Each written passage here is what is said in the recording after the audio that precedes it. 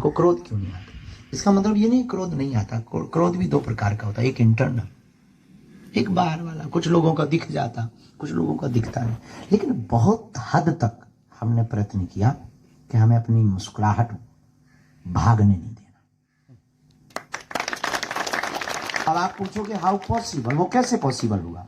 तो लोग हमसे पूछते हैं कि आप झंझलाते नहीं, आपके पास लोग इतना परेशान करने आते, आपको नहीं लगता मन ही मन कई बार आपको लगने लगता ये हमारे अधिकारी, हमारे बॉस हमारा हित नहीं चाहते, हमें छुट्टी नहीं दे रहे हैं, हमें जरूरत भी है? मन में कई बार ऐसा लगने लगता, कई बार बेचारा, फिर स्ट्रेस भी आता, फिर बहुत ज्यादा एक आध कोई साथ में रहने वाला और शैतानी कर दे तो फिर और भड़बड़ा जाता शरीर, और कोई सच में अपने लिए हंस रहा हो दूर खड़ा, फिर यही लगता ये हमारे ऊपर हंस रहा है।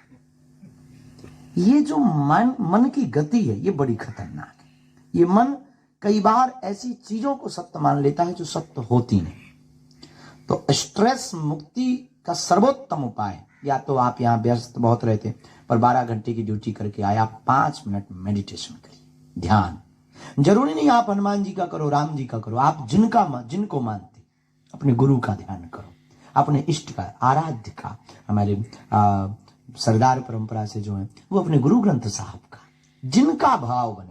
5 मिनट आप ब्लैंक होकर के, एकदम ब्लैंक, खाली, कुछ नहीं सोचना, केवल ध्यान करो। अगर आप ओम का करो, प्रणव का, तो हमें लगता है कि आप देखेंगे 10 से 15 दिन में आपके जीवन में और आपकी बॉडी में बहुत फर्क पड़ रहा, आपके विचारों में बहुत फर्क पड़ रहा। कई बार शरीर जो आलस में, चिड़चिड़ापन में, आपके विचार बदलने लगेंगे और सुताई आपके अंदर हैप्पीनेस आने लगेगा और आप गाली में भी मुस्कुराने लगेंगे।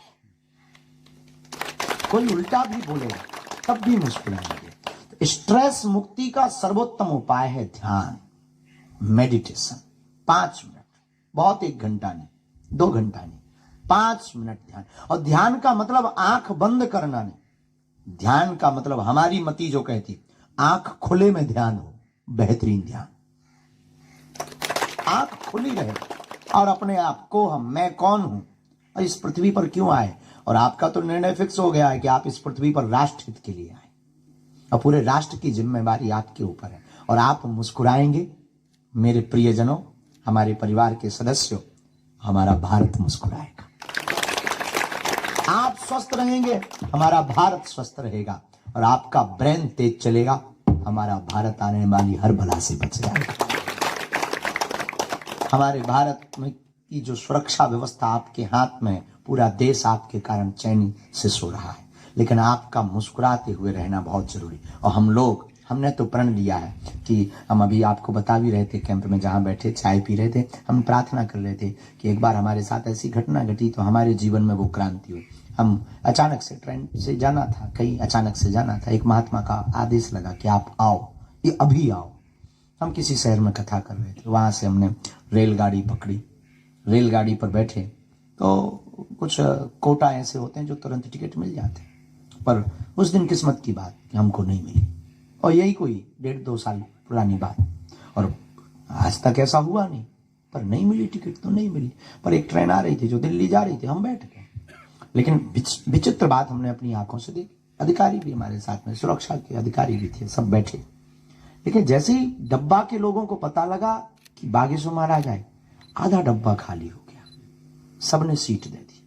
हमें खुशी हुई, अच्छा है, संतों का सम्मान किया, हमने धन्यवाद दिया, हमने सबको कहा आप लोग बैठो, हमको केवल एक सीट बैठने की चाहिए, किसी के भी साथ हम शेयर करें। लोग बोले नहीं नहीं नहीं, कुछ लोग नीचे बैठ गए, छोड़ दी, बैठे सब। लेकिन तब तक हम जब बाथरूम तरफ गए, तो जो हमारे भीतर क्रांति घटी, वहां पर 2 राष्ट्र की सेवा करने वाले बीएसएफ के जवान बाथरूम के पास अखबार बिछाकर बैठे थे। तब हमारे मन को बहुत पीड़ा हुई कि यह देश कितना विचित्र है।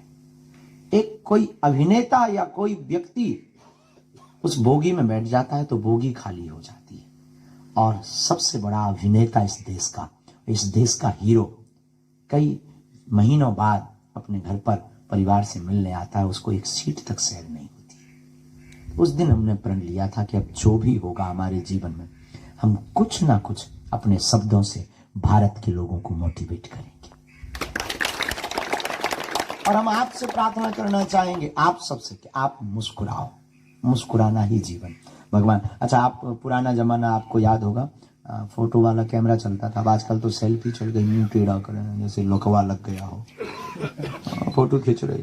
पुराने जमाने में कैमरा का जमाना होता था, तो हमने कैमरे के जमाने में एक अच्छी चीज, बहुत ऑब्जर्व वाले आदमी है, हमने ऑब्जर्व किया, जब किसी की शादी होनी होती तो एक दिन पहले कैमरा वालों को बताना पड़ता था, देख भाई शादी के लिए लड़की वालों को फोटो भेजनी है, कल टाइम पे आ जाना। फिर दिन भर कैमरे वाले का इंतजार करते, 3-4 बार पाउडर लगाकर, थोड़ा बाल बाल ठीक करके, लड़की को थोड़ा गोरा बदन जाना चाहिए।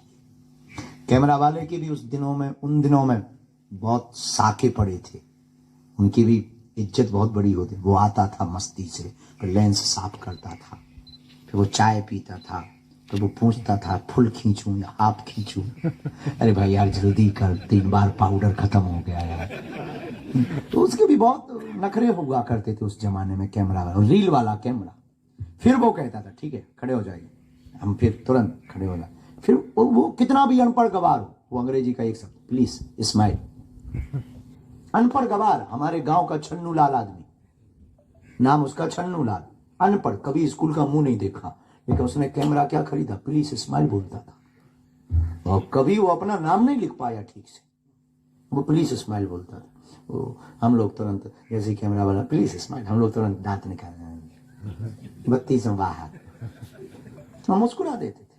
अब वो तुरंत फोटो खींच देता था। फिर 2-3 दिन इंतजार करते थे, क्योंकि वो धुल कर आती थी। जब 2-3 दिन बाद फोटो आती थी, अपनी फोटो देखकर हम लोग हंसते थे, हो तेरी क्या गजब फोटो आई।